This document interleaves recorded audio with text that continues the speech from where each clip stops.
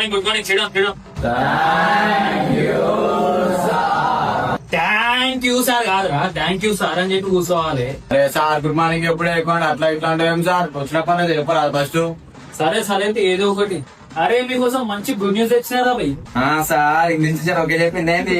Sir English teacher okay చెప్పింది ఏంటి?